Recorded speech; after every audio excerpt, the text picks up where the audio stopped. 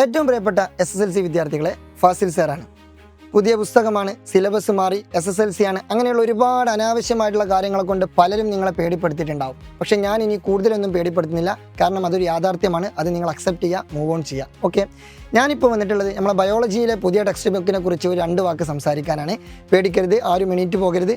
അതായത് ബയോളജിൻ്റെ പുസ്തകത്തിൻ്റെ കാര്യം പറയുമ്പോൾ കഴിഞ്ഞ വർഷത്തെ അപേക്ഷിച്ച് ഇതിലും എന്ത് ചെയ്തിട്ടുണ്ട്, അത്യാവശ്യം കോൺസെപ്റ്റുകൾ, കണ്ടന്റുകൾ, ഒരുപാട് കാര്യങ്ങൾ കൂടിയിട്ടുണ്ട്. കഴിഞ്ഞ വർഷം ടോട്ടൽ ഏകദേശം 8 ചാപ്റ്റേഴ്സാണ് ഉണ്ടായിരുന്നത്. പക്ഷേ ഈ വർഷം എത്ര ചാപ്റ്റേഴ്സ് ഉണ്ടെന്നുള്ളത് നിലവിൽ കൃത്യമല്ല, കാരണം സെക്കൻഡ് പാർട്ടിൻ്റെ ടെക്സ്റ്റ് ബുക്ക് വന്നിട്ടില്ല. പക്ഷേ ഒരു പ്രാഥമിക നിഗമന പ്രകാരം 6 ചാപ്റ്റേഴ്സ് ഉണ്ട് എന്നുള്ളതാണ് എൻ്റെ ഒരു ഊഹം. എനിവേ, നിലവിൽ ഫസ്റ്റ് പാർട്ട് മാത്രമേ വന്നിട്ടുള്ളൂ, അതാണ് ഈ പാർട്ട്. ഓക്കെ, അപ്പോൾ ഇതിൽ 3 ചാപ്റ്റേഴ്സാണുള്ളത്. ഈ 3 ചാപ്റ്റേഴ്സിൻ്റെ പ്രത്യേകത എന്താണെന്ന് ചോദിച്ചാൽ ഒരുപാട് പഠിക്കാനുണ്ട്. അതാണ് ഇതിൻ്റെ ഏറ്റവും വലിയ പ്രത്യേകത. അതായത് കഴിഞ്ഞ വർഷം ഏകദേശം 4 ചാപ്റ്റർ ഉണ്ടായിരുന്നു ഫസ്റ്റ് പാർട്ടിൽ. ആ 4 ചാപ്റ്റേഴ്സ് മൊത്തത്തിൽ ആകെ 72 പേജാണുള്ളത്, 72. പക്ഷേ ഈ വർഷം ഈ 3 ചാപ്റ്റേഴ്സിൻ്റെ ടോട്ടൽ പേജ് എന്ന് പറയുന്നത് 104 ഞാൻ അത് വെറുതെ തള്ളി മറിക്കുന്നില്ല. നിങ്ങളുടെ ടെക്സ്റ്റ് ബുക്ക് കിട്ടിയാൽ നിങ്ങൾക്ക് വേണമെങ്കിൽ എന്ത് ചെയ്യാം, ചെക്ക് ചെയ്ത് നോക്കാം. നോ പുഷ് നോ പുള്ള്, തള്ളലില്ല, യാഥാർത്ഥ്യങ്ങൾ മാത്രം.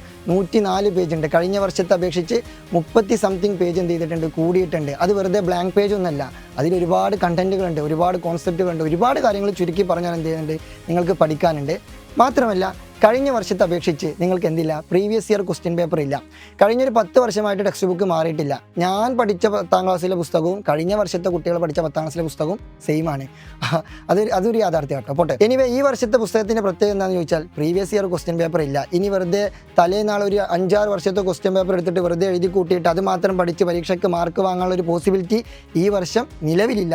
സോ നിങ്ങൾ എന്ത് ചെയ്യേണ്ടി വരും, വളരെ വേഗത്തിൽ ആദ്യം മുതലേ പഠിച്ചു തുടങ്ങേണ്ടി വരും. എല്ലാം കൃത്യമായിട്ട് ഫോളോ അപ്പ് ചെയ്യേണ്ടി വരും. എല്ലാ കോൺസെപ്റ്റുകളും പക്ക ക്ലിയർ ആക്കി പോകേണ്ടി വരും. അങ്ങനെ കുറച്ചധികം നിങ്ങൾ റിസ്ക് എടുക്കേണ്ടി വരും, കുറച്ചധികം നിങ്ങൾ എഫേർട്ട് എടുക്കേണ്ടി വരും.